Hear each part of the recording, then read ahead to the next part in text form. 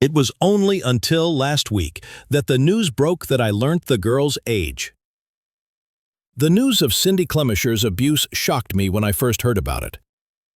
Church officials denied knowing anything about it. They pretended to be embarrassed and taken aback, as if caught unawares. They obviously fooled themselves into thinking their lies would go unnoticed. With the release of new core papers, the truth is emerging, and it's far worse than we had anticipated. Although they were aware of the truth the entire time, they chose to conceal it in order to preserve their power, reputation, and brand. Let's take a closer look at the individuals who lied, the information they attempted to conceal, and the truth revealed by these court documents. The people whose job it is to guide us and reveal the truth have, for far too long, pretended to be humble when they are anything but. Truth must be spoken, regardless of the emotional toll it may take. The abuse was reported by Robert Morris to Gateway leaders 3 times, in 2005, 2007, and 2011, according to his own report. Tell me what they bid. They avoided discussing or taking action regarding the abuse. It was more than one meeting, I'm afraid. What were the agenda items for those gatherings? They concealed it because it was their duty to preserve the church's reputation. Southeastern. They chose to conceal the truth in order to preserve the church's reputation and avoid further financial consequences rather than accept the money as it came in. Morris goes so far as to confess to kissing Clemishire when she was nearly 13 years old in one of those meetings. This is not an oversight, since he claims it to be true. They were aware of the abuse, but instead of confronting it directly, they opted to protect their own. Morris shared a statement draft with all Gateway elders in 2011. Here, it served as a formal document, a written account of the events. Morris had clearly messed up with Clemishire, as the announcement made it very evident. They were reported to have kissed approximately 2 weeks prior to her 13th birthday. We can further lift the veil if you like. Morris claims he informed these Gateway elders in 2011. So let's take a look at the roster of church leaders from that year. Jeremy Carrasco, Galen Loy, Jimmy Evans, Jack Hayford, Todd Lane, Stephen Doolan, Kevin Grove, and David Smith were listed as leaders on an archived version of Gateway's website that TRR reviewed. It was expected that these men in leadership positions would lead with integrity and stand by the principles they professed to hold. However, they did nothing in 2011 when informed about all of this. Completely non-existent. To safeguard their reputation, they chose to remain silent and cover up what had transpired. Among these adults, James Robinson admitted in a video he shared last year that he was unaware Clemishire was too. He was shocked by what he heard, he said. Although I was aware that Robert had a criminal record, I had no idea it included a crime perpetrated against a minor. Certainly this cannot take place. It was only until last week that the news broke that I learnt the girl's age. My mind was blown. It was Robert's utterly incorrect approach. Something was off. Under no circumstances should children be harmed. We need to examine this further, since Robinson claims he had no idea of the person's age. He received a formal announcement in the form of a document while serving as an elder at Gateway Church in 2011. Morris admitted in this report that he kissed Clemishire when she was nearly 13 years old. Now who is lying on the ground? Morris formally admits to the abuse in a document that was given to church leaders. But in a video from last year, Robinson claims he had no idea Clemishire was underage. For what reasons do we believe this to be true? Everything Robinson said was completely false, as can be seen from the court documents. Either he is completely ignorant or worse, he is being dishonest.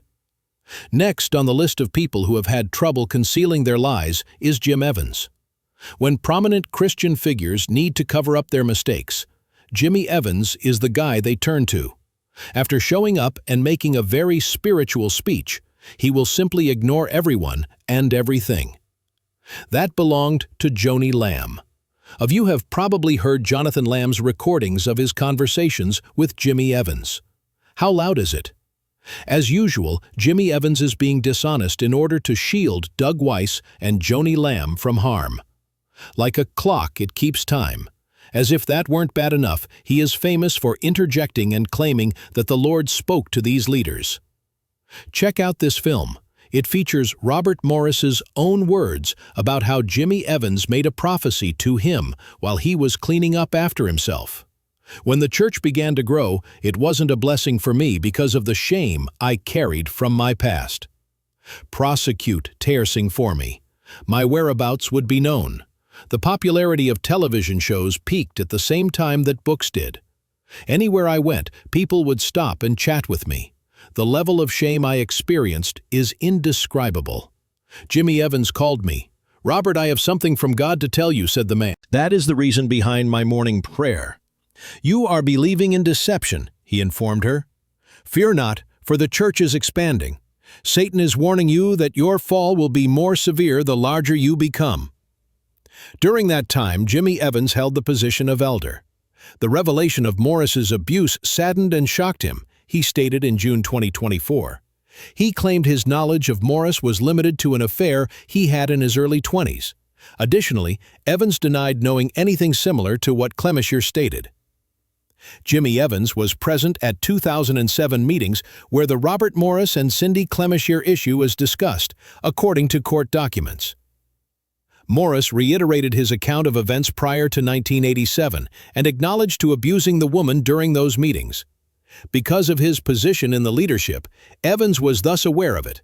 In addition, he did his part to shield Morris from the fallout of his actions. And yet, last year, Evans mustered the audacity to claim he was taken aback? Oh, is that so? After all this time spent involved?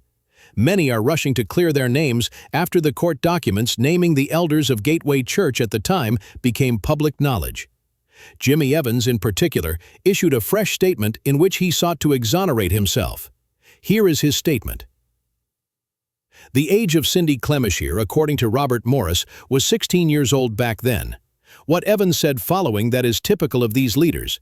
They downplay the situation, separate the events, and assign blame, as is their wont. By pointing the finger at Morris and claiming he was unaware, Evans is attempting to evade facing the truth and accepting responsibility for his actions and the cover-up. But now that everyone knows the truth, these leaders can't deny their involvement and make empty promises. No amount of denial can alter the fact that they were aware of their involvement. Another individual entangled in this quagmire is Tom Lane. Like in a public statement, he appeared shocked, but as I said before, the court documents have revealed the truth. They're connected, videos to basistration of our time Morris and Marscoop institution. I found with Tom Laning that was a good dep in a normal as parents and a separating of evidence connected to closed and Morris of action. Their knowledges was much for the cross day and edition. Like the other older folks, Lane knew that Cindy was a child when she was abused, but he chose to pretend ignorance. It really annoys you, doesn't it? How these men pretend to be onlookers at the crime scene? They've covered up the abuse for years, shielding their friend and the church's image from scrutiny as the victim endured silently. They wish to pretend they were taken aback and unaware of the situation, now that the truth has come to light. However, this is incorrect. All of the victims, including Cindy Clemishire, and the documents and timeline, are factual. Just because someone has a title doesn't mean they're trustworthy, and that includes pastors and other church leaders. But this isn't necessarily the case.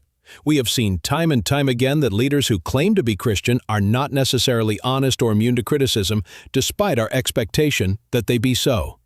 We should listen to those in authority, such as pastors, elders, and leaders, as has been said too often. Our recommendation is that they do that. However, the abuse of power and status is readily apparent in this case. It is especially important for those in positions of authority within the church to demonstrate integrity and honesty. When members of the church fail to do this, when they deceive, when they cover up, or when they prioritize their personal interest above the truth, it is our responsibility to confront them.